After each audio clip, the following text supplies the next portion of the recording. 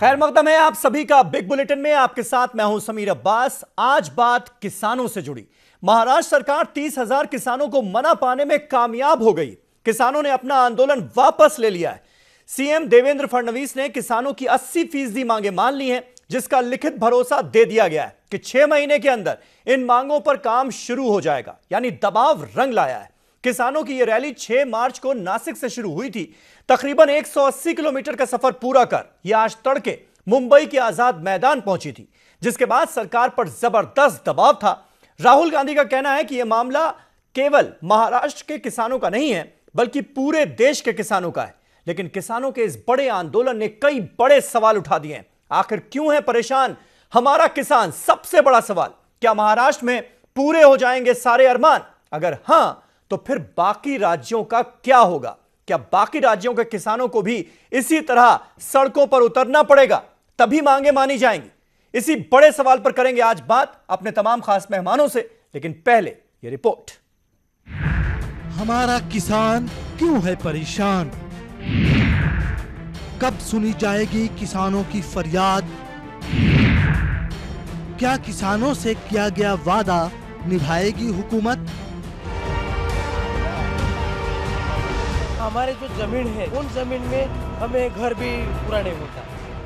मुंबई के आजाद मैदान में इकट्ठा हुए एहतजाजी किसानों से महाराष्ट्र हुकूमत की 3 घंटे चली मैराथन बातचीत के बाद मुस्बत नतायज सामने आए।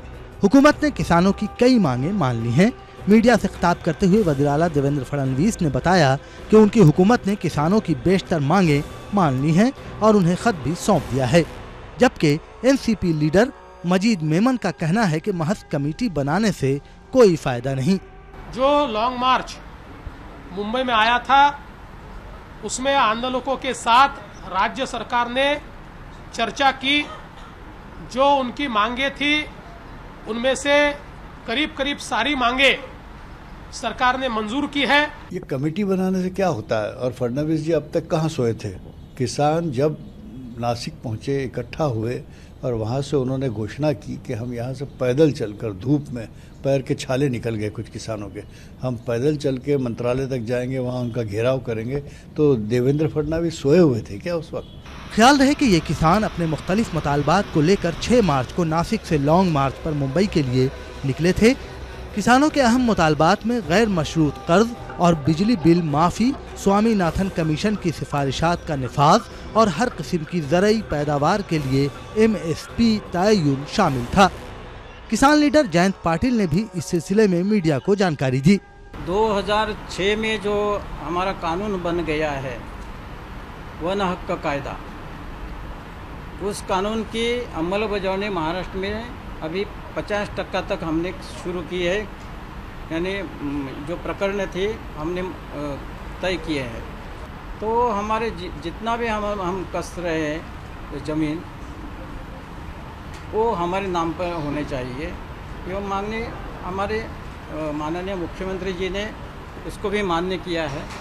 काबिल अफसोस बात यह है कि दूसरों के लिए पेट भरने का इंतजाम करने वाले किसानों को खुद अपना पेट भरने की मांग को लेकर सड़कों पर उतरना पड़ता है। एक आदाद-ओ-शुमार के मुताबिक मुल्क में 9 करोड़ किसान फैमिली है, जिसमें 6.3 करोड़ किसान खानदान कर्ज में डूबा हुआ है, जिसके सबब 1995 के बाद से अब तक तकरीबन 4 लाख किसान खुदकुशी कर चुके हैं। इनमें महाराष्ट्र में सिर्फ 76,000 किसानों ने खुदकुशी की है। वाज़ेह है कि खेती से मुतल्लिक सबसे ज्यादा मसाइल इसी रियासत में हैं, क्योंकि यहाँ पानी की कमी का मसला ज्यादा है। जानकारों की माने तो कर्ज माफी के ताल्लुक से हुकूमत ने जो आदाद-ओ-शुमार पेश किए हैं, उसे बढ़ा चढ़ाकर बताया गया है। किसान जिन जिला सतह के बैंकों से कर्ज की आस लगाते, ज्यादातर उन बैंकों की हालत भी खराब है। लिहाजा किसानों को लोन देने का काम भी बहुत सुस्त है। मरकजी हुकूमत ने बजट में मुनासिब मिनिमम सपोर्ट प्राइस देने की बात जरूर कही थी, लेकिन जानकारों के मुताबिक सिर्फ MSP ही काफी नहीं होगा। किसानों को मदद चाहिए। बदलते मौसम के साथ रियासती हुकूमत के फैसलों की मार किसानों पर पड़ रही है। किसानों की फलाह व बहबूद और उनके दुख दर्द दूर करने की बात हुकूमत अक्सर करती रही है, लेकिन वादे और मुआहदे होते हैं, ताहम किसानों का मसला यूं ही बरकरार रहता है। ऐसे में सबसे बड़ा सवाल ये है कि आखिर हमारा किसान क्यों परेशान है। Bureau report, ETV news. तो आखिर क्यों है परेशान हमारा किसान, इस देश का किसान? यह हमारा आज का सवाल। तमाम खास मेहमान हमारे साथ जुड़ चुके हैं। हमारे साथ भारतीय जनता पार्टी के national spokes person Shaina NC मौजूद हैं। सीधे मुंबई से वो हमारे साथ लाइव इस डिबेट का हिस्सा हैं। साथ ही साथ सुरेंद्र राजपूत साहब, कांग्रेस पार्टी के स्पोक्स पर्सन, वो हमारे साथ मौजूद हैं इस डिबेट में। अमीर हैदर जैदी साहब सीनियर लीडर हैं सीपीआई के, किसान नेता हैं लेफ्ट के, वो हमारे साथ मौजूद हैं। राजकुमार भाटी साहब समाजवादी पार्टी के सीनियर लीडर हमारे साथ इस डिबेट का हिस्सा हैं। थोड़ी देर में आपको स्क्रीन पर दो और चेहरे नजर आएंगे। रामेश्वर पांडे साहब सीनियर जर्नलिस्ट लखनऊ से हमारे साथ जुड़ेंगे और चौधरी पुष्पेंद्र सिंह हमारे साथ होंगे जो कि अध्यक्ष हैं किसान शक्ति संघ के। सबसे पहले शाइना जी, मैं आपसे जानना चाहूंगा, इसमें तो कोई शक नहीं कि जिस तादाद में किसान इकट्ठे हुए और अपनी आवाज बुलंद की, उसके बाद सरकार पर जबरदस्त तरीके का दबाव पड़ा और सरकार को किसानों की मांगों के आगे झुकना पड़ा। लेकिन तसल्ली आपसे यह चाहता हूं मैं कि ये किस हद तक हम माने कि सरकार ने जो वादे किए हैं वो पूरे किए जाएंगे। क्यों ना यह माना जाए कि इतने बड़े संगठित आंदोलन को खत्म करने के लिए कहीं ऐसा तो नहीं कि आपने हवाई वादे कर दिए, 6 महीने का टाइम ले लिया।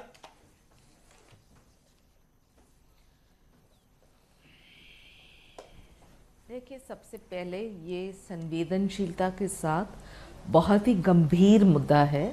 इस गंभीर मुद्दा को हम राजनीति में डुबो के ख़त्म न करें तो वो बेहतर होगा। हमारी सरकार ने बिल्कुल स्पष्ट कहा है कि किसानों की जो परिस्थिति है हम ना सिर्फ समझते हैं, लेकिन समझने के बाद देवेंद्र जी ने आज जो कहा कि 6 महीने के भीतर ये जो आंदोलन आपने आज देखा वो था एक ट्राइबल आदिवासी फार्मर्स का मुद्दा, जहां उनके जो लैंड आते हैं फॉरेस्ट और ट्राइबल सेक्टर्स के निमित्त, वहां जो क्लैरिफिकेशन की आवश्यकता है, वहां जो ट्रांसफ़र की आवश्यकता है, उसको लेके अभी आप देखिए कि हमने विरासत में क्या लिया। 70,000 करोड़ का इरिगेशन स्कैम, जहां 1% भी लैंड इरिगेटेड नहीं है। ठीक है, विरासत में हम बाद में जाते हैं। शाइना जी, विरासत में हम बाद में जाते हैं। आपने आदिवासी किसानों का जिक्र किया, लेकिन साथ ही साथ बड़ी मांग स्वामीनाथन आयोग की सिफारिशों को लागू करने की भी है। C2+50 वाला जो वादा बीजेपी ने किया था किसानों के साथ, वो पूरा नहीं किया गया है। यह भी बहुत बड़ा मसला है। यह सिर्फ आदिवासी किसानों की जमीन का मसला नहीं था। बिल्कुल सही बोल रहे हैं आप, और बल्कि इसके साथ साथ एक और पॉइंट भी जोड़ना चाहती हूँ कि 2 मुद्दे हैं। एक कि जब किसानों को दिक्कत होती है तो हम क्या करते हैं, शॉर्ट टर्म मेजर्स हैं कि कर्ज माफ़ी, मुआवजा, फ्री बीज सॉप्स। हमारी सरकार ने हमेशा प्रयास किया है कि लॉन्ग टर्म सॉल्यूशंस, जहां किसान आत्मनिर्भर हो। उदाहरण के तौर पे जलयुक्त शिवार को आप लीजिए, जहां 19,000 गांव तक पानी गया है सिंचाई और नाला के निमित्त। अभी आप insurance schemes, pension schemes, mandis पे देखिए कि मिडिलमैन और दलाल को ख़त्म किया है, जहां फार्मर्स डायरेक्ट बेच रहे हैं कंज्यूमर तक। Solar schemes, soil cards, technology का इस्तेमाल, 1 ड्रॉप पर क्रॉप, तो बहुत सारे योजनाएं ऑलरेडी हम काम कर रहे हैं उस पे। लेकिन आज का जो आंदोलन था वो बिल्कुल अलग आंदोलन था। ये उनके जमीन को लेके और खास तौर से ट्राइबल्स को जो फॉरेस्ट लैंड के अंदर क्लैरिफिकेशन की आवश्यकता है, वहां देवेंद्र जी ने स्वयं कहा है कि 6 महीने के अंदर पूरी जमीन जो है आपके नाम में ट्रांसफर होगा, जो आपके पेपर डॉक्यूमेंट सही है। ठीक है, ठीक है, ठीक है। सुरेंद्र राजपूत हमारे साथ हैं कांग्रेस पार्टी से। राजपूत साहब, क्या आपको लगता है सरकार की बातों में वाकई दम है? 80% मांगे मान लिए जाने का दावा किया जा रहा है। क्या आपको लगता है 6 महीने में अब महाराष्ट्र के सारे किसान खुशहाल हो जाएंगे? वो किसान जिनको आप अपने राज्य में कभी खुशहाल नहीं कर पाए। किसानों की आत्महत्याएं आपके वक्त भी लगातार होती रहीं, आज भी हो रही हैं। किसान बदतर हालत में था, आज भी है।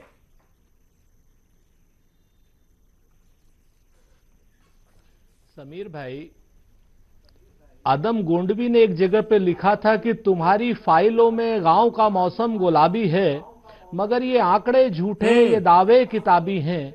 तुम्हारी मेज चांदी की, तुम्हारे जाम सोने के, मगर किसान के घर में आज भी फूटी रकाबी है। हम अपनी जो हम काम नहीं कर पाए, हम उन असफलताओं को स्वीकार करते हैं।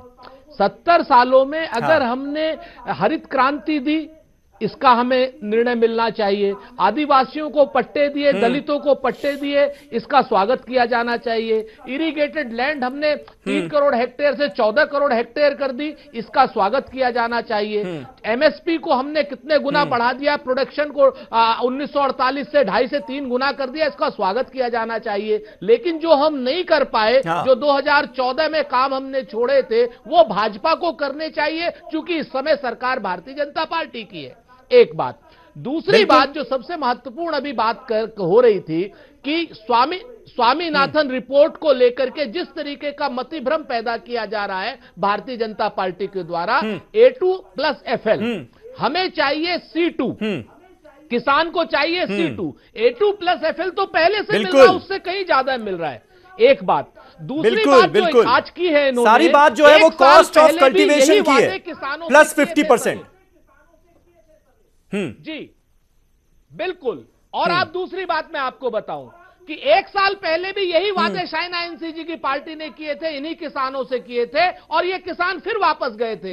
आज ये किसान फिर आए हैं, आज फिर आपने वादे किए हैं, फिर ये वापस चले गए हैं, क्योंकि ये अनुशासित किसान है। कल तक ये वामपंथी किसान हो रहे थे, कांग्रेसी किसान हो रहे थे, भारतीय जनता पार्टी के लोग ट्रोल कर रहे थे कि इनके पास टोपी कहां से आ गई, इनके पैरों के छाले नहीं है, झूठे लोग हैं। आज उन लोगों से बात करके आप उनको सच्चा बनाया आपने। वो कांग्रेसी किसान है या वामपंथी किसान है, सारे किसानों का स्वागत होना चाहिए।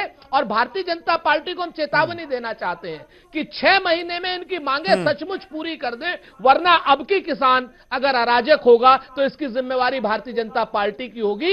इसी तरीके से तमिलनाडु सहित पूरे देश के किसानों के साथ भी इतने ही दबाव में भारतीय अमीर अदर ज़ैदी साहब, ये जो किसानों पर आरोप लगा क्योंकि उनके हाथों में लाल झंडे थे, लाल टोपियां थीं, इसलिए कहा गया कि भाई ये तो सरकार पर दबाव बनाने की कहीं ना कहीं लेफ्ट पार्टियों की रणनीति है और इस पूरे आंदोलन के पीछे दरअसल आप लोगों का हाथ है।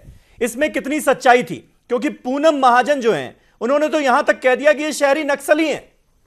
देखिए, इसमें कोई आपत्ति नहीं है कि कम्युनिस्ट आंदोलन था, और किसान सभा के साथियों को मैं मुबारकबाद दूंगा कि उन्होंने कामयाब तरीके से एक आंदोलन किया और उसे कामयाबी हासिल की। अब सत्ता की नीयत, सत्ता में के अंदर जो बैठे हुए नीयत है, उनकी कितनी नीयत साफ है, ये आने वाला समय बताएगा। यहाँ मैं एक चीज कहूंगा, फिलहाल आपको भरोसा हो गया कि 80% मांगे मान ली गई? नहीं, सुन लीजिए, अभी जनरल सेक्रेटरी का बयान नहीं आया, अभी सरकार का बयान आ रहा है, और किसान सभा का कोई एक छोटा साथी जिसे फोन पे सुनाया जा रहा है, उसके साथ प्रेस कॉन्फ्रेंस भी नहीं है। और अगर कोई समझौता किसान सभा के साथियों के साथ हुआ है तो प्रेस कॉन्फ्रेंस चीफ मिनिस्टर के साथ जनरल सेक्रेटरी की होनी चाहिए थी, या जब चीफ मिनिस्टर प्रेस कॉन्फ्रेंस कर रहे थे तब जनरल सेक्रेटरी को बराबर में खड़ा होना चाहिए था, किसान सभा के नेता वहां होने चाहिए थे। लेकिन ऐसा नहीं हुआ है। कहीं ये गुमराह करने की तो कोशिश नहीं है। मैं यहाँ एक चीज कहूंगा, ऐ खाक नशीनों उठ बैठो, वो वक्त करीब आ पहुंचा है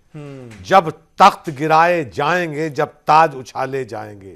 अब टूट गिरेंगी जंजीरें, अब जिंदानों की खैर नहीं, जो दरिया झूम के उठे हैं तिनको से न संभाले जाएंगे। जो अब आपने ये शेर पढ़ दिया, फिर आप पर ये सवाल उठेंगे कि ये तख्त गिराने की साजिश है आप लोगों की। सुन लीजिए, आप सरकार का सिर्फ और सिर्फ विरोध कर रहे हैं। दरअसल आपकी मंशा ये नहीं है कि किसानों की मांगे जल्द से जल्द मानी जाए, आप सरकार हिलाने की मंशा रखते हैं। सरकार आरोप लग जाएगा। सुन लीजिए, तख्त पे वो बैठेगा जो पेट भर के लिए, जनता के लिए भोजन मुहैया कराएगा। देश कहता है, कहना चाहिए कि हमने भोजन का अधिकार है। ये मिनिमम सपोर्ट मूल्य की बात करते हैं, अब तो मैं उस पर नहीं जा रहा हूं, वो हो जाएगा। सुन लीजिए, मिनिमम मैक्सिमम की कोई बात नहीं करता। मिनिमम में किसान की मूंजी बिकती है 15 रुपए केजी, लेकिन बनिए का चावल बिकता है 100 रुपए केजी। तो मैक्सिमम भी तो तय करो। अगर किसान की मूंजी 50 रुपए केजी बिकेगी और बनिए का चावल 100 रुपए केजी बिक रहा है, फिर भी तो उसे 50% का फायदा है भाई। वो क्यों नहीं होता है? किसान का आलू 1 रुपए केजी बिकता है, लेकिन बर्गर की कीमत कम नहीं होती है, चिप्स की कीमत कम नहीं होती, वो उतना ही बिकता है। तो किसान के आलू का अगर सपोर्ट मूल्य हो रहा है, मिनिमम रखते हो, तो मैक्सिमम भी तय कर दीजिए, ताकि या तो देश के आम नागरिक को फायदा हो या किसान को फायदा हो। ठीक है, ये बनिए बक्कालों को जो फायदा पहुंचाती है सरकार। लेकिन राजकुमार भाटी साहब, ये बात आप मानेंगे कि महाराष्ट्र के किसानों ने इतना बड़ा आंदोलन किया, इसलिए आज उनकी बातें सुनी गई। लेकिन दरअसल इस देश का ज्यादातर किसान वो इसी दशा से अपनी जिंदगी गुजार रहा है। वो इतना ही प्रताड़ित है लेकिन आवाज नहीं उठा पा रहा है। ये एक एग्जाम्पल मिला है क्या? सब एग्जाम्पल सेट हुआ है सारे किसानों? क्योंकि राहुल गांधी ने कहा आज कि दरअसल ये समस्या पूरे देश की है, न सिर्फ महाराष्ट्र की। बिल्कुल आप ठीक कह रहे हैं। ये महाराष्ट्र का एक छोटी सी समस्या, ये तो 34,000 करोड़ रुपए का कर्जा सरकार ने माफ करने का जो ऐलान किया है, हाँ। उसके लिए किसानों को सड़क पर उतरना पड़ा, एक लंबा मार्च निकालना पड़ा, उन्हें जो तमाम परेशानियां झेलनी पड़ी, हल्ला करना पड़ा, तब जाके 34,000 करोड़ रुपए माफ किए गए हैं। उसका भी पूरा श्रेय लिया जाएगा, पूरा प्रचार किया जाएगा, अगले चुनाव तक गुणगान किया जाएगा, जैसे किसानों पर बहुत बड़ा एहसान सरकार ने कर दिया है। दूसरी तरफ पूंजीपतियों, लेकिन अगर 80% मांगे वाकई मान ली गई हैं, 6 महीने में वो सारी बातें अमल में ले आई जाएंगी, तब तो ये बहुत बड़ी बात है। नहीं, मैं ये कहना चाह रहा हूँ कि दूसरी तरफ पूंजीपतियों के 8 लाख करोड़ रुपए माफ कर दिए जाते हैं बिना किसी होल्ला के, बिना किसी शोर शराबे के, ना कोई एहसान दिखाया जाता। एक तो ये अंतर है। दूसरा अंतर ये है कि सुबह से मैं देख रहा हूँ कि बीजेपी के प्रवक्ता, बल्कि 2-3 दिनों से, जब से मार्च शुरू हुआ और आज खास तौर से अभी तक भी जो भाषा बोल रहे हैं अलग अलग प्रवक्ता, सभी की मैं सुन रहा हूँ, हाँ। वो भाषा बहुत उत्साहजनक और बहुत सकारात्मक नहीं है। वो अभी भी किसानों पे आरोप लगा रहे हैं, किसानों को कोई नक्सली बता रहा है, कोई कह रहा है उकसाए गए नहीं, कोई समस्या ही नहीं है। किसान के समस्या नहीं होंगी तो किसान सड़क पर क्यों आएगा? पहली बात तो किसान कर्जा लेना नहीं चाहता। किसान बहुत मजबूरी में कर्जा लेता है और बहुत मजबूरी में अपनी जमीन बेचता है। ठीक बात। तो सरकार को ऐसी नीति बनानी चाहिए कि किसान को कर्जा लेने की जरूरत न पड़े। बिल्कुल। चौधरी पुष्पेंद्र सिंह जुड़ गए हमारे साथ। लाभ देते हैं तो किसान को कर्जा लेने की जरूरत नहीं पड़ेगी। बिल्कुल। चौधरी पुष्पेंद्र सिंह जुड़ गए हमारे साथ, किसान शक्ति संघ के अध्यक्ष हैं। चौधरी साहब, माना किया जाए अब इस पूरी कवायद के बाद इतना लंबा सफर कर पैदल किसान वहां पर पहुंचे, दबाव बना और दबाव का असर होता हुआ भी दिख रहा है। सरकार कह रही है कि हमने 80% मांगे मान ली गई हैं। क्या भरोसा हो गया आपको कि 6 महीने में ये सारे दुख दर्द दूर कर दिए जाएंगे किसानों के? देखिए, इन्होंने पहले भी इस तरह के वायदे किए थे। हाँ। 2014 में अपने मैनिफेस्टो में लिखित में कहा था कि हम फसलों की लागत का 1.5 गुना मूल्य, हाँ। जिस प्रकार स्वामीनाथन आयोग में घोषित किया है वो देंगे। इन्होंने नहीं दिया और 4 रबी की 4 खरीफ की फसल बीत जाने के बाद अब इन्होंने बजट में घोषणा की कि अब हम देंगे, लेकिन अगली खरीफ की फसल से देंगे जो अभी बोई भी नहीं गई है, अक्टूबर नवंबर में कटेगी। इसी प्रकार इन्होंने पिछले साल भी जो है कह दिया था कि हम महाराष्ट्र के किसानों का 34,000 करोड़ का माफ कर देंगे। हाँ। लेकिन 34,000 करोड़ में से जो ये खुद बताते हैं कि हमने मात्र अभी तक 13,000 करोड़ रुपए ही बांटने का काम किया है और वहां भी तमाम ऐसी शर्तें लगा दी गई हैं जिसकी वजह से सारा का सारा किसान उस दायरे में पात्रता होने के बावजूद भी नहीं आ रहा है। यही हाल इन्होंने यूपी में किया था। यूपी में इन्होंने ये कहा था चुनाव के टाइम पे हम सारे किसानों का कर्जा माफ कर देंगे। फिर बोले कि नहीं, केवल जो है हम लघु सीमांत का करेंगे।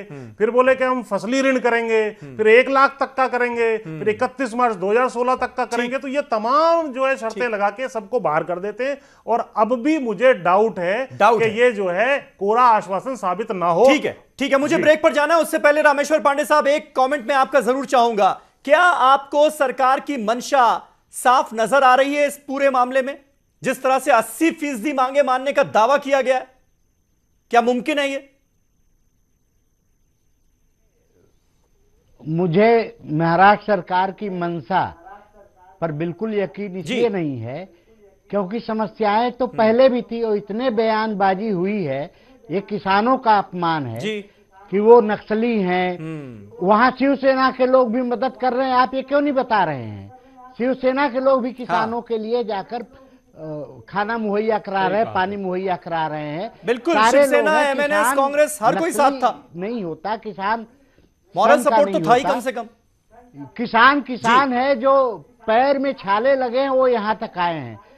आपको इनकी सबसे ज्यादा आत्महत्याएं उस क्षेत्र में हो रही हैं। आप अब तक आपके कानों पर जू तक नहीं रेंगी और जब वो सारे किसान आए हैं तो किससे आपने बात की, किसको वादा किया, लीडरशिप कौन है? तो आप 80% की बात कर रहे हैं तो मुझे और 6 महीने में कर देंगे तो अगर हो जाए तो बहुत अच्छा है, वरना महाराष्ट्र के किसानों ने ये जरूर संकेत दिया है कि देश के किसानों को कि देखो हम चल के आए हैं तो मेरी मांगे मान रहे हैं, पूरे देश के किसानों उठो तब तुम्हारी मांगे मानी जाएगी। तो उत्तर प्रदेश की सरकार हो, बिहार की सरकार हो, बंगाल की हो, तब वो किसानों के सामने वो समझौता पत्र लेकर सामने आएंगे। तो एक संदेश सकारात्मक यह है कि किसानों को अब राजधानी घेरनी पड़ेगी, तब जाकर उनकी मांगों पर सुनवाई होगी। मैं सिर्फ एक सकारात्मक चीज देख रहा हूं, वरना सत्ता नशीनों के कान पर जू रेंगने का नाम नहीं लेती। किसान कहते कहते खुदकुशी करने के लिए मजबूर हो जाता है, मांगते मांगते कि उसे अपना हक दिया जाए। कोई भीख नहीं मांग रहा है वो। सरकारों को यह बात समझनी पड़ेगी कि आज हमारे अन्नदाता, हमारे किसान जो मांगे सरकार के सामने रख रहे हैं वो उनका हक है, लेकिन लगातार उनकी इस मांगों को इस तरह से ठुकराना किसी भी तरह से जायज नहीं है। बड़ा सवाल यही है कि अगर महाराष्ट्र में वाकई 80% मांगे मान ली गई तो एग्जाम्पल सेट करने वाली बात जिसका जिक्र पांडे जी कर रहे थे, अब बाकी राज्यों में क्या? एक छोटा सा ब्रेक ले रहे हैं, फौरन हो रहे हैं हाजिर तमाम खास मेहमान हमारे साथ बने हुए हैं।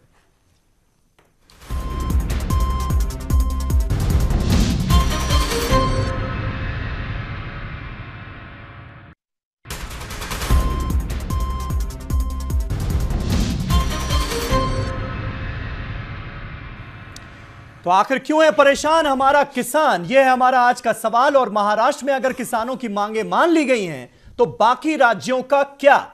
यह है सवाल। शाइना एनसी हमारे साथ बीजेपी से मौजूद हैं।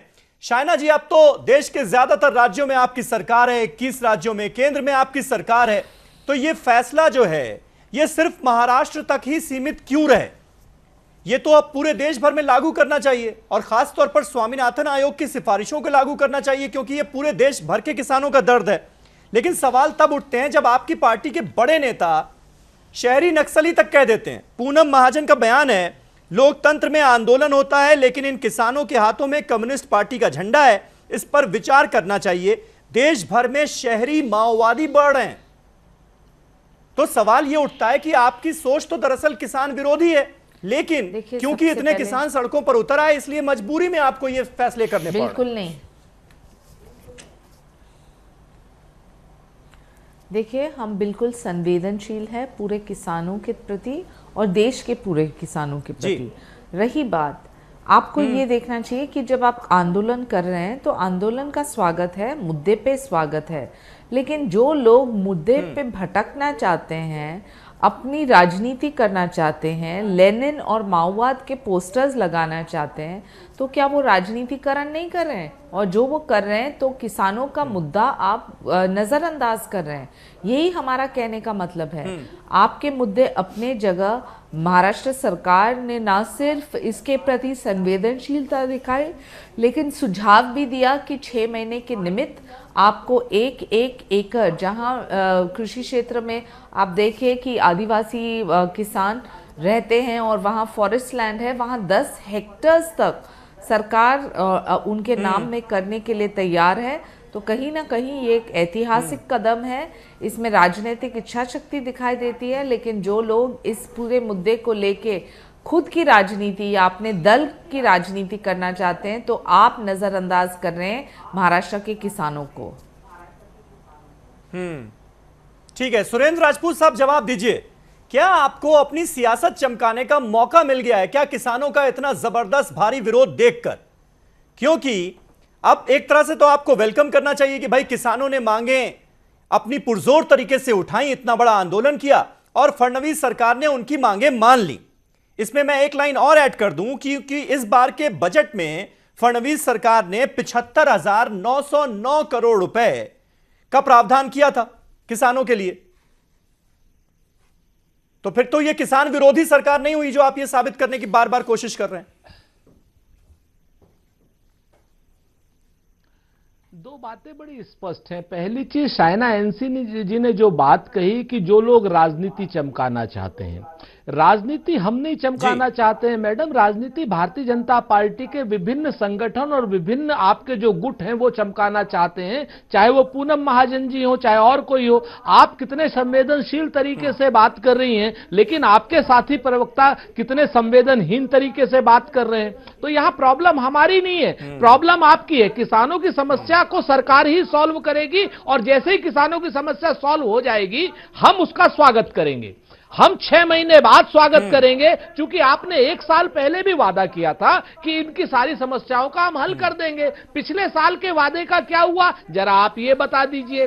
पिछले साल से अब तक 2014 से अब तक महाराष्ट्र में किसानों की आत्महत्या की दर में 37 से 42% की वृद्धि हुई। वो किस कारण हुई, उसको भी जरा बता दीजिए। आज की डेट में किसान आज सुबेरे तक नक्सलाइट थे, ये हम नहीं कह रहे थे, आपके लोग कह रहे थे। आज इस समय वो किसान कैसे हो गए, वामपंथी किसान, कांग्रेसी किसान। आप ये मान करके अपने लोगों को समझाइए, हम लोगों को मत समझाइए। हम लोग किसानों के साथ हैं। किसानों के हित में अगर आप C2 बेसिस पर स्वामीनाथन रिपोर्ट लागू करेंगी तो हम किसानों के लिए समर्थन करेंगे। मैंने पहले भी कहा था, आज की डेट में 1947 से आज तक किसानों के हक में अगर सबसे बड़ा किसी ने कोई काम किया है समीर, तो वो कांग्रेस पार्टी ने और श्री राहुल गांधी जी ने किया है।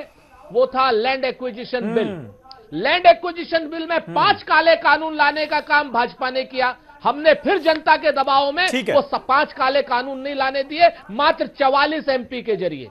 आज इस चीज को समझिए, आज लैंड एक्विजिशन बिल एक ऐसा हथियार है किसानों के पास जिससे किसान सर्वाइव्ड है। और स्वामीनाथन रिपोर्ट जैसे ही आ जाएगी, किसान खुशहाल होने की बात करेगा। और आज आप देखिए डीजल का प्राइस कितना रख रहे हैं आप, कोई सब्सिडी किसान को नहीं दे रहे। आज आधा प्राइस पे आ रहा है आपका खाद। राजपूत साहब, यही तो बात है, जब डिबेट्स होती ना, टीवी डिबेट्स, और किसानों के मुद्दे को हम लोग उठाते हैं, तब ऐसा नजर आता है जैसे पॉलिटिकल पार्टीज किसानों की इतनी बड़ी हिमायती नजर आती हैं, मानो अपना दिल उंडेल कर सामने रखना चाहती हूं। लेकिन जब आप लोग सत्ता में आते हैं तो किसानों के साथ ऐसा बर्ताव होता है जैसे किसान अपना हक नहीं, किसान भीख मांग रहा हो। यह इस देश का दुर्भाग्य है। मुझे बहुत अफसोस के साथ यह बात कहनी पड़ रही है आज। समीर, मैं आपको पूरी जिम्मेवारी से कह रहा हूं, मैं गलत कह रहा हूं क्या? पार्टी ने किसान को अन्नदाता समझा था। ठीक है सर, हो गया। सुरेंद्र जी, हो गया। किसान नेता हमारे साथ मौजूद हैं, इनका किसी पॉलिटिकल पार्टी से वास्ता नहीं है, उनकी सुन लेते हैं। जो स्वामीनाथन आयोग की रिपोर्ट थी वो कांग्रेस के जमाने में ही आई थी जी। यदि ये चाहते तो उस वक्त भी लागू कर सकते थे, इसमें कोई शक नहीं है कि 7-8 साल तक इन्होंने भी उसको ठंडे बस्ते में डाल के रखा जी। लेकिन इन्होंने तो वायदा किया था। हाँ। अब वो वायदा खिलाफी करने के बाद अब इन्होंने नया शिगुफा ये छोड़ा है भाजपा वालों ने कि साहब 2022 तक अब हम इसको दुगनी कर देंगे। हाँ। अब मैं आपको पिछले 25 साल का आंकड़ा बता देता हूं। सत्ता में आप आए 2019 तक, वादा 2022 का क्यों? हाँ, उसको मैं रखने जा रहा हूं कि आप पिछले 25 साल का रिकॉर्ड देख लो। राव साहब के पीरियड में 2.4% एग्रीकल्चर ग्रोथ था, वाजपेयी साहब के पीरियड में 2.9 था, और यूपीए सरकार में इसकी इनको बधाई देनी पड़ेगी कि 3.7% था, और अभी जो सरकार चल रही है इसके 4 साल में 1.9% है। और यदि हमें 100 रुपए को 200 रुपए करना है 5 साल में, तो 15% का ग्रोथ रेट चाहिए समीर भाई। अब आप कैसे किसको करने जा रहे हैं, किस तरीके से धोखा देने जा रहे हैं? 1 साल आपके कार्यकाल का बच गया है, आप 2022 की बात कर रहे हैं। हाँ। फिर 20 में जाकर के आप कहेंगे 24 में कर देंगे 3 गुनी। तो भैया ऐसे काम नहीं चलेगा। आप 4 साल में कितना दौड़े, इस लिहाज से हम आकलन करेंगे कि अगले 1 साल में आप कितना दौड़ पाएंगे। 1.9% है, 1.9%। आप कैसे छलांग मार करके उसको डबल कर देंगे, बताएं जरा। रामेश्वर पांडे साहब, कुल मिलाकर छला जा रहा है क्या अभी भी? मैं सीधा सवाल पूछूंगा आपसे, क्या आपको लग रहा है कि अभी भी किसान को छला जा रहा है, उसको सिर्फ और सिर्फ वादों के नाम पर धोखा दिया जा रहा है क्या? रहे थे वो गवाह हैं। हाँ। जी हाँ, और ये दशकों से दिया जा रहा है, कोई नया नहीं है। मेरा सिर्फ ये कहना है, आप आंकड़े उठाकर देख लीजिए। अभी केंद्र सरकार का ताजा जेटली साहब ने कहा कि हम स्वामीनाथन आयोग और इन सबों की बात अलग, कि हम जिन फसलों के MSP उसका 1.5 गुना देंगे, तो एक गारंटी थी कि कम से कम MSP से नीचे नहीं जाने देंगे। और मार्केट का हाल समझ लीजिए कि तमाम फसलों MSP से नीचे दर पर किसान बेचने पर मजबूर हुआ। सरकारी तंत्र क्या कर रहा है? तो देखिए, ये बिल्कुल किसान छला गया है। ये केंद्र सरकार के लिए चिंता की बात तो होनी ही चाहिए, ये सभी राजनीतिक दलों के लिए भी चिंता की बात होनी चाहिए, क्योंकि किसान सबको एक बार देख चुका है। अगर विपक्षी राजनीतिक दल भी सचमुच किसानों के लिए कुछ करना चाहते हैं तो आज उनके बीच जाकर उनके संघर्षों में ईमानदारी से खड़े हों। किसान उभार ही सरकार पर दबाव बना सकता है कि वो वायदा खिलाफी बंद करें और कुछ वाकई ठोस करें, पहली बात। दूसरी बात, मैं हमेशा ये कहता हूं कि आप किसानों की लागत कम करिए ना। आप उनके लागत का 1.5 गुना जब दीजिएगा तो दीजिएगा। दरअसल जो उनकी लागत है वो आप बढ़ाते जा रहे हैं। डीजल के दाम महंगे कर देंगे, पानी महंगी कर देंगे, बिजली महंगी कर देंगे और उनकी लागत तो बढ़ती जा रही है। आप लागत घटाइए, ट्रैक्टर के दाम घटाइए, जो किसानों की लागत है उसको कम करिए, उसको आधा कीजिए और उनके जिन्स के 1.5 गुना दाम सुनिश्चित करिए बाजार में, तब जाकर किसानों का कुछ भला होगा। और ये कटघरे में अब सिर्फ केंद्र सरकार और सत्तारूढ़ दल नहीं है, सभी राजनीतिक दल हैं और ये किसान सबको कूड़ेदान में फेंककर आगे बढ़ जाएंगे। नया नेतृत्व विकसित होगा और पता नहीं किस का। ये सबके लिए खतरे की घंटी है। बिल्कुल सबके लिए खतरे की घंटी है भाटी साहब, क्योंकि जब आप लोग सत्ता में आते हैं तब किसानों का दुख दर्द भूल जाते हैं, जब विपक्ष में होते हैं तो जोर शोर से आवाज उठाते हैं और ऐसे आंदोलनों के साथ खड़े हो जाते हैं। नहीं, मैं आपने जो प्रश्न किया काफ़ी हद तक ठीक है, ये बात मैं भी कहता हूँ अक्सर के राजनीति जो है किसान के प्रति ईमानदार नहीं है, सत्ता ईमानदार नहीं है। लेकिन जहाँ तक पार्टियों के सवाल है, मैं अपनी पार्टी के बारे में बता दूँ। आपने भी प्रश्न किया था अभी जी कि सुरेंद्र राजपूत जी से, लेकिन वो प्रश्न आप मुझसे भी कर सकते हैं। जब 2012 में अखिलेश यादव उत्तर प्रदेश के मुख्यमंत्री बने तो उन्होंने सबसे पहला काम ये किया कि उत्तर प्रदेश में किसानों के लिए पानी फ्री है, सिंचाई फ्री है और ये केवल उत्तर प्रदेश में है, पूरे देश में। पहला कदम उन्होंने ये उठाया। दूसरा कदम उन्होंने ये उठाया कि किसान को दुर्घटना बीमा, 5 लाख रुपए दुर्घटना बीमा होता है किसान का। कहीं भी खेत में काम करते हुए किसी भी कारण से, सांप के काटने से, बिजली के पकड़ने से, ट्रैक्टर के नीचे आने से, किसी वजह से किसान की दुर्घटना हो जाए, उसे 5 लाख रुपए बीमा देती है सरकार। ये भी केवल उत्तर प्रदेश में, पूरे देश में कहीं नहीं है। तीसरा कदम अखिलेश यादव ने उठाया कि किसान की जो कर्ज दिया जाता है किसान को, उसकी भूमि बंधक रख ली जाती है। तो अक्सर ये होता था किसान कर्ज चुका नहीं पाता था, किसान को पकड़ के बंद कर दिया जाता था हवालात में और उसकी जमीन नीलाम कर दी जाती थी। अखिलेश यादव ने फैसला किया, उत्तर प्रदेश में लागू है कि किसी भी कीमत पर ना तो किसान को बंद किया जाएगा, ना उसकी जमीन नीलाम की जाएगी।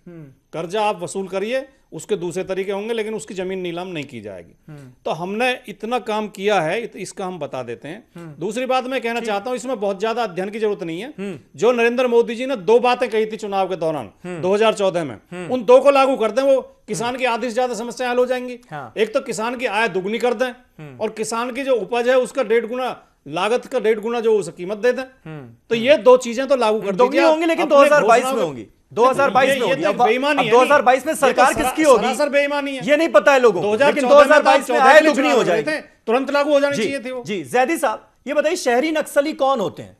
ये आंदोलन जब निकला, लाल झंडे नजर आए तो शहरी नक्सली वर्ड सामने आया, शहरी नक्सली। देखो ये होते कौन है और इस आंदोलन की सफलता के पीछे लेनिन की विचारधारा कितनी जिम्मेदार है? देखिए, नक्सलवादी भी कहा और माओवादी भी कहा, लेकिन आपको इस आंदोलन को, अगर आपने चंपारण आंदोलन या दांडी यात्रा महात्मा गांधी की पढ़ी होगी तो उसकी याद आ गई होगी। और एक एग्जाम्पल इसका बहुत सटीक है, सोमवार को दिल्ली मुंबई के अंदर प्रवेश करने वाला था। लेकिन रात में प्रवेश किया ताकि दिन में आने से वहां के बच्चों की जो परीक्षा थी वो खराब नहीं होनी चाहिए थी। आपने एक चीज और देखी होगी, और बाकी आज रात में आने वाले थे, यानी कि दिन में प्रवेश वर्जित किया गया। ये जितने राष्ट्रवादी बने फिर रहे हैं, अगर इनके किसी भी आंदोलन पे आप देख लें, करणी सेना का आंदोलन था, चंद गुंडे थे, पूरा देश हाशिए पे था और क्या उत्पात मचाया गया देखना चाहिए। हाँ, मैं दावे के साथ कहता हूं ये लेनिनवादी है और इस तरह के होने चाहिए। ऐसे आंदोलन मुझे आजादी के बाद के इतिहास में बताइए। कम्युनिस्ट आंदोलन पिछले साल भी हुआ था, तब भी जंगल से लेकर जंतर मंतर तक आए थे, और मुझे बताओ कहीं बाधा डाली हो तो। अगर ये सब नक्सलवादी हैं तो देश के हर नागरिक को नक्सलवादी होना चाहिए। अगर ये माओवादी हैं तो देश के हर किसान को माओवादी हो जाना चाहिए, ये सोचने की बात है। प्रधानमंत्री कहते हैं कि इस दौर में यानी आप ये बात मान रहे हैं कि लेनिन की विचारधारा जो है वो इस तरह के आंदोलनों की रीढ़ है, रीढ़ की हड्डी है। लेनिन की विचारधारा तोड़ फोड़ के समर्थन नहीं करती है, वो मजदूरों की, गरीबों की, भुखमरों की आवाज उठाने की बात करती है। हम जो ये इन्होंने एक भूमि सुधार का एक जो कानून हम चाहते हैं देश में पास करना, जो ये पहाड़ों में जाके, जंगलों में जाके आदिवासियों से जमीन छीन के अपने उद्योगपति दोस्तों को ये देना चाहते हैं, ये उसके खिलाफ एक आवाज है और उसे बंद करना चाहिए। प्रधान एक चीज और आती है ना, मुझे बीजेपी की सबसे civilised spokesperson Shaina N C लग रही है। हाँ। सबसे सिविलाइज्ड। प्रधानमंत्री कहते हैं कि प्रदर्शन का औचित्य नहीं रहा, धरना प्रदर्शन नहीं होना चाहिए। अभी एक इनके विधायक हैं, एमपी थे, वो ये कह रहे थे, कहना चाहिए कि वो पहले भी आए थे जंतर मंतर पे, जो नंगे पैटे थे, सांप बिच्छू खा रहे थे, अपना मलमूत्र खा रहे थे, आए और खा के चले गए, हमारा क्या कर लिया। तो ये किसानों का अपमान है, देश के किसानों का। यहाँ किसान नेता बैठे हैं पुष्पेंद्र जी, मैं इनसे पूछना चाहता हूं, ये किसान नेता है, मैं भी किसान हूं, राजकुमार भी है, क्या इस देश का किसान माओवादी है, नक्सलवादी है? तो ये किसानों को जवाब देना पड़ेगा, जैसे महाराष्ट्र के किसानों को आज कहा गया। बिल्कुल, शाइना जी जवाब दीजिए इसका। के किसान कहा जाएगा, राजस्थान का किसान को कहा जाएगा। शाइना जी जवाब दीजिए इसका। प्रदेश के किसान में जहां आंदोलन होगा, ये उसे तो नक्सलवादी क्या सोच है, क्या आतंकवादी कहेंगे? क्या सोच है ये कि किसान, जो कि आप जान रही हैं कितना बदहाल है महाराष्ट्र में, कितने किसान खुदकुशी करते हैं, हर रोज हमें खबरों में ये बातें पढ़नी पड़ती हैं। उसके बावजूद भी जब वो अपनी मांगों को लेकर सड़कों पर निकलता है, सरकार के खिलाफ आवाज उठाता है, तो उससे शहरी नक्सली कह दो।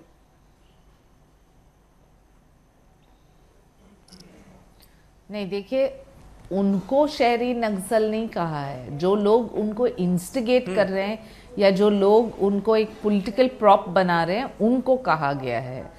और ये जाहिज है क्योंकि बहुत सारे ऐसे पोस्टर्स थे जहां लेनिन के संदेश, जहां मार्क्सिस्ट के सभी बैनर्स। मैं सिर्फ ये कहना चाहती हूँ, मुद्दा से भटकिए मत। मुद्दा था फार्मर्स का, संवेदनशीलता के साथ साथ सुझाव करने की आवश्यकता थी और उस दिशा में हमने काम किया। लेकिन जो लोग ने लगातार इसको एक एजेंडा बना दिया कि देखिए सरकार के खिलाफ सीपीआई के लोग या कम्युनिस्ट के जितने भी फोर्सेस हैं, वो सब इनका इस्तेमाल करना चाहते हैं, तो वो कोई कठपुतली नहीं है। मुद्दा जो था आदिवासी फार्मर्स और आदिवासी किसानों का, वो था लैंड ड्रिवन मुआवजा। और जो बात कर रहे हैं कि लोन वेवर्स को लेके, महाराष्ट्र जैसे प्रदेश में 3 लाख करोड़ का डेफिसिट होने के बावजूद जो हमने 35,000 करोड़ अलग किया है और आइडेंटिफाई किया है सबसे ट्रांसपेरेंट प्रोसेसेस में कि कौन कौन लोग हैं जिनको मिलेगा ये पैसा, वो पब्लिक डोमेन में है। तो हमारी नीति नियत पे कोई खोट नहीं हो सकती है। आप राजनीति करना चाहें तो इस मुद्दे को लेके मत कीजिए। नहीं, लेकिन शाइना जी, ये तो दिख रहा है ना कि भाई किसान इतने दिनों से रो रहा था, परेशान था, अपनी मांगों के लिए आवाज भी उठा रहा था, लेकिन उसकी मांगें सुनी तब गई जब वो 180 किलोमीटर का सफर तय करके पैदल उसके पैर में छाले पड़ गए। मुंबई जब तक नहीं पहुंचा तब तक नहीं सुनी गई। ये क्या संदेश देना चाह रही हैं? अगर किसानों को अपनी मांगें मनवानी है तो पूरे महाराष्ट्र के किसानों को राजधानी में इकट्ठा होना पड़ेगा क्या?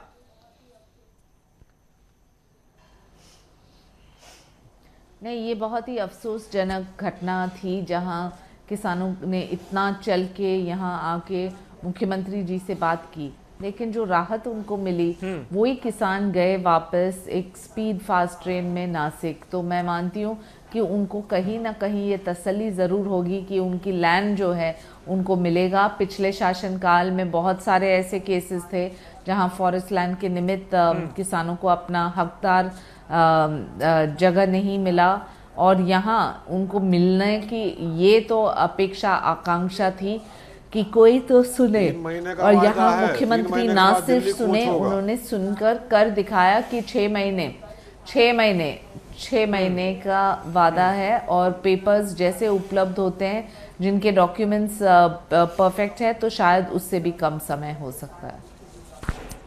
ठीक है चौधरी साहब, क्या बात आप ये मानते हैं कि कर्ज माफी जिसके बड़े बड़े दावे किए जाते हैं, बड़े बड़े ऐलान किए जाते हैं, कर्ज माफी से रिलेटेड जितने आंकड़े दिए जा रहे हैं, क्या आपको लगता है कि वो उन्हें बढ़ा चढ़ाकर पेश किया जा रहा है? दरअसल हकीकत जो है वो बहुत अलग है, बिल्कुल जुदा है बिल्कुल, और कहा यह जा रहा है कि जितने आंकड़े बताए जाते हैं वो 10% ही ग्राउंड पर नजर आ रहे हैं।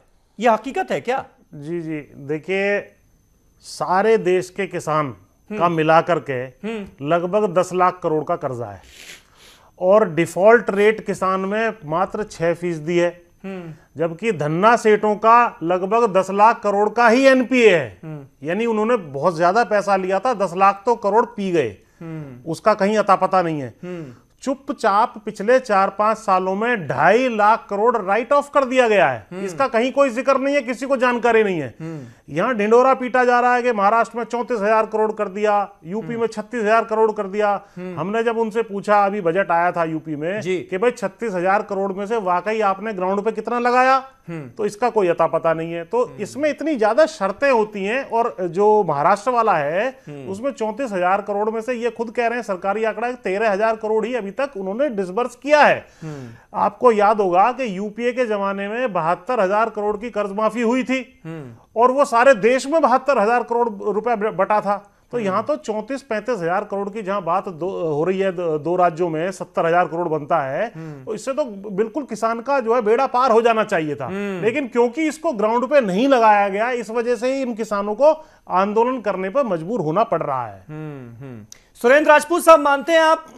और क्या दरअसल कहीं ना कहीं धोखा देने की जो स्ट्रैटेजी है वो रही है सरकारों की, चाहे आपकी सरकार थी तब भी और आज की जो मौजूदा सरकार है तब भी? वो बड़े बड़े बोर्ड नहीं लगे रहते हैं, मॉल्स के बाहर बड़े बड़े बोर्ड लगे होते हैं, उसमें लिखा होता है कि 10,000 की छूट, 15,000 की छूट, और छोटा सा नीचे लिखा रहता है TNC apply, terms and conditions apply.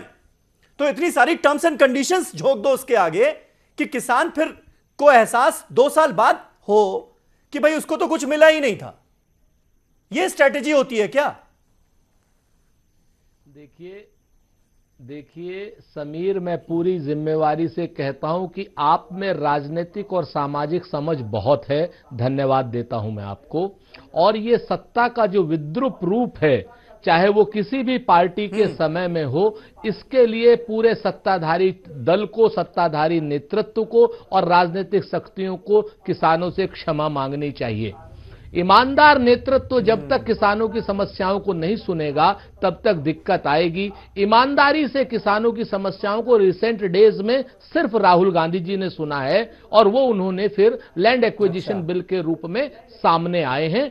1894 के बाद अगर कोई क्रांतिकारी परिवर्तन आया है किसानों की जीवन शैली में भी और जिससे किसान थोड़ा बचा है, वो लैंड एक्विजिशन बिल का एक रूप है। इसी तरीके से किसानों के लिए अनवरत रूप से पूरी नैतिक और राजनीतिक ईमानदारी से काम करना होगा। मैं साइना एनसी जी को भी धन्यवाद दूंगा। इस तरीके की प्रवक्ता भारतीय जनता पार्टी में हो तो शायद कुछ बातें आगे चले, लेकिन इन जैसे लोगों को तो भारतीय जनता पार्टी आगे करेगी नहीं, वो चिल्लाने वाले प्रवक्ताओं को करेगी। जो इन्होंने बड़े संवेदनशील तरीके से बात की, जो नक्सली कहेंगे वो भारतीय जनता पार्टी में आगे बढ़ेंगे, जो बेईमानी की बात करेंगे वो भारतीय जनता पार्टी में आगे बढ़ेंगे, जो किसानों को मूर्ख बनाएंगे, सरमाएदारों के पक्ष में बात करेंगे, वो भारतीय जनता पार्टी में आगे बढ़ेंगे। भारतीय जनता पार्टी में आज की डेट में सिर्फ सरमाएदारों की, कॉरपोरेट्स की सुनी जा रही है, किसानों की नहीं। 6 महीने में हम देख लेंगे, अगर 6 महीने में नहीं ये किया इन लोगों ने तो निश्चित तौर पर कांग्रेस सहित तमाम राजनीतिक दल उन किसान संगठनों के साथ खड़े हैं और इस सरकार की ईंट से ईंट बजाएंगे। और एक बात मैं पुष्पेंद्र जी को भी जिम्मेवारी से कहना चाह रहा हूं कि पुष्पेंद्र जी, पिछली सरकारों में भी हमने काम किए, कुछ काम रह गए, उन कामों को हम निश्चित तौर पर आपके साथ करने का प्रयास करेंगे। अगर ये वर्तमान सरकार को आप दबाव में लाना चाहते हैं तो किसान आयोग बनवाइए, किसानों को किसान आयोग में रखवाइए, आप जैसे लोगों को किसान आयोग में रखा जाना चाहिए। ये इस तरीके के लोग बैठे हुए हैं सरकार में जिन्होंने खेत में काम नहीं किया है।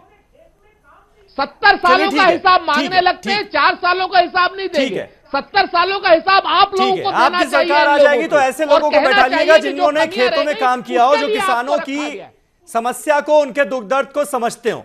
रामेश्वर पांडे साहब, लास्ट कमेंट में आपसे चाहूंगा, ये स्वामीनाथन कमीशन की जो सिफारिशों का बार बार जिक्र होता है और इसका झुंझुना बजाया जाता है चुनाव से पहले, इनको अमल में लाना क्या वाकई इतना मुश्किल है क्या? नहीं, देखिए, अब भाजपा ने भी स्वामीनाथन आयोग का झुंझुना बजाना बंद कर दिया है। और जहां तक मेरी जानकारी, किसान मित्र बतलाएंगे कि इन्होंने तो जाकर कह दिया कि वो उसकी आयोग की सिफारिशों को लागू करना संभव नहीं है, बहुत सारी बाधाएं हैं।